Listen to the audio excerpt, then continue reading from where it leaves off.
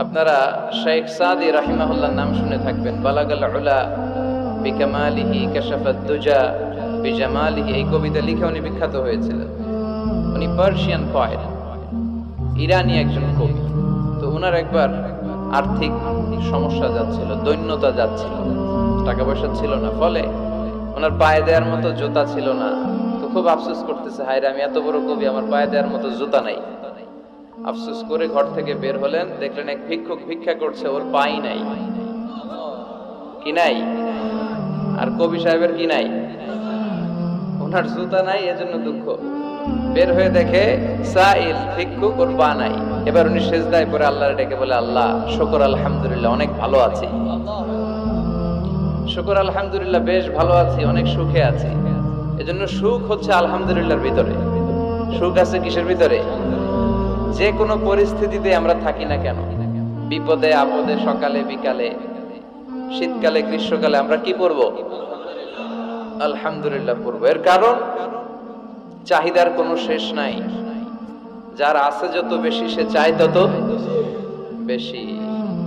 দেখবেন যার সাইকেল আছে ও হুন্ডা চায়, চায় না?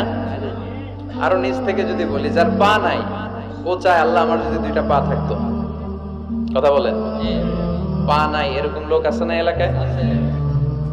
সে হেঁটে যাওয়া লোকদের দিকে তাকিয়ে থাকে, আর তার স্বপ্ন থাকে ওইটাই, আমার যদি পা থাকতো। হেঁটে হেঁটে হেঁটে যারা বাজারে যায়, স্কুলে যায়, কলেজে যায়, ওদের আফসোস যারা সাইকেল চালায় ওদেরকে দেখে, তাই না? সাইকেল থাকলে খুব ভালো হইতো, সাইকেল চড়ে চড়ে বাজারে যেতে পারতাম। সাইকেলওয়ালারও আফসোস আছে, সে আফসোস করে হুন্ডাওয়ালাদের দেখে, মনে মনে ভাবে যদি ভো থাকতো, হ্যাঁ একেবারে যেতে পারতাম। হুন্ডাওয়ালাদের আফসোস হচ্ছে প্রাইভেট কারওয়ালাদের দেখে, ইস আমার যদি একটা কার থাকতো।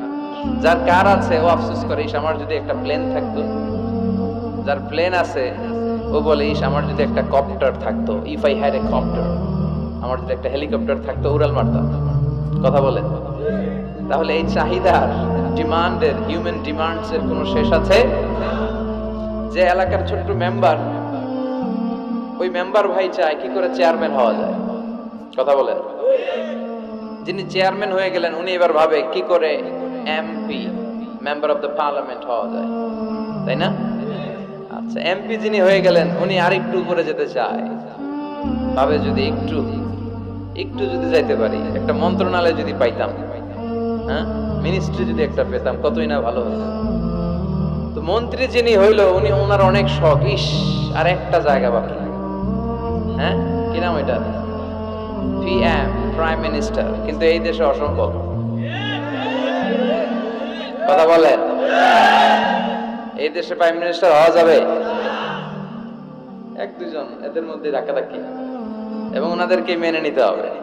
আপনি বাঁচেন আর মরেন, ওনারাই প্রাইম মিনিস্টার। কথা বলেন। তাহলে এই কথাগুলো বলার উদ্দেশ্য হচ্ছে, হিউম্যান ডিমান্ডস এর কোনো শেষ নাই, আনলিমিটেড হিউম্যান ডিমান্ডস। এজন্য বিষ্ণু বললেন, লাউ আন্না লিকুল্লি ইবনি আদামা ওয়াদিয়ান মিন যাহাব আহাব্বা আন ইয়াকুনা লাহু ওয়াদিয়ান ওয়া লা ইয়ামলা আফাহু ইল্লা তুরাব। আল্লাহ বলেন, এই বনি আদমের প্রত্যেককে যদি একটা করে স্বর্ণের পাহাড়ের মালিক বানিয়ে দেয়া হয়। কিসের পাহাড় দেখছেন জীবনে? আচ্ছা, স্বর্ণের পাহাড়ের যদি মালিক বানিয়ে দেয়া হয়, আহাব্বা আন ইয়াকুনা লাহু ওয়াদিয়ান, একটা করে স্বর্ণের পাহাড়ের মালিক বানিয়ে দিলেও সে চাইবে কিভাবে আরো একটা স্বর্ণের পাহাড়ের মালিক হওয়া যায়। আচ্ছা, একটু বুঝে শুনে উত্তর করবেন। একটা স্বর্ণের পাহাড়ের মালিক যদি আমি হই, শুধু আমি কেন, আমার 14 পুরুষ এটারে বিক্রি করে খেলেও কি শেষ করতে পারবো? তো আমার আরেকটা লাগবে কেন? আরেকটা দিয়ে আমি কি করব? স্বভাব। বিষ্ণু বললেন, সবশেষে হাদিসের শেষাংশে বললেন, ওয়ালা ইয়ামলা আফাহু ইল্লা তুরাব, কবরের মাটি ছাড়া কোনো কিছুই মানুষের এই জিহ্বাটারে থামাতে পারবে না। চিৎকার করে বলেন ঠিক কি না? এজন্য যার আছে বেশি, ও চায় বেশি, এই ডিমান্ডটারে একটু কমাতে হবে, আল্লাহর কাছে শুকরিয়া করতে হবে। অর্থের প্রয়োজন আছে, কিন্তু এটার হৃদয়ে স্থান দেয়া যাবে না। এটা হাতে আসবে আবার চলে যাবে, ঠিক কি না? হৃদয়ে স্থান থাকবে কার?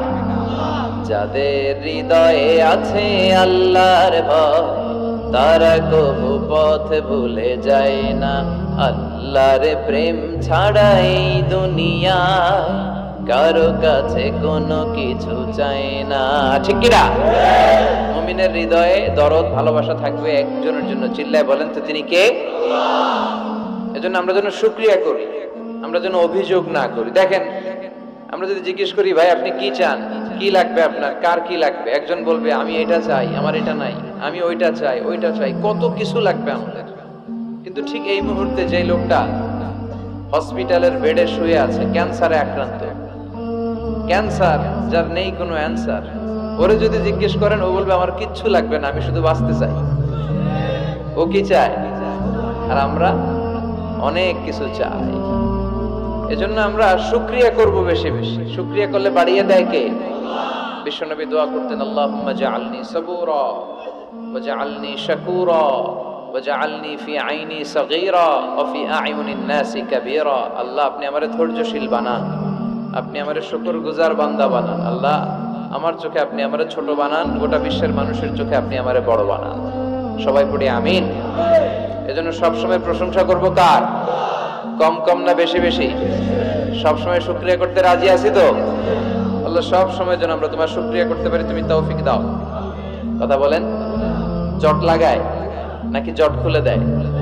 আলহামদুলিল্লাহ পড়েন। এজন্য কোরআনের সাথে যেন আমরা সম্পর্ক বাড়াই। We should increase the attachment with the holy book Quran. যতই সম্পর্ক বাড়াবেন আপনার মর্যাদা বাড়াবে কে? সম্মানিত ভাইরা, খেয়াল করে বুঝবেন, সাইয়েদনা জিবরীল আলাইহিস সালাম এই কোরআন নিয়ে পৃথিবীতে এসেছিল, তাই তিনি হয়েছেন শ্রেষ্ঠতম ফেরেশতা। রমাদান আল মুবারকে আল্লাহ তাআলা এই কোরআনকে নাজিল করেছে, তাই রমাদান হয়েছে শ্রেষ্ঠতম মাস।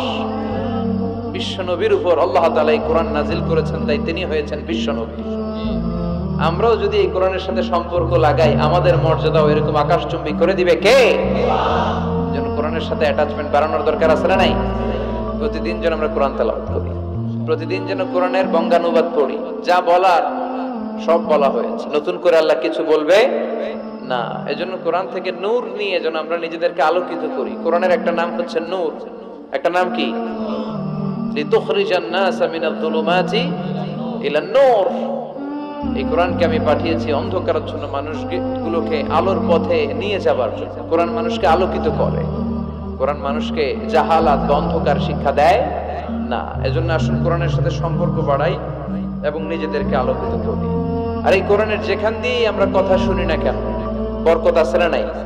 লা তুহসা আজাইবুহু ওয়া লা তাবলা গরাইবুহু ফিহি মাসাবিহুল হুদা ওয়া মানারুল হিকমা।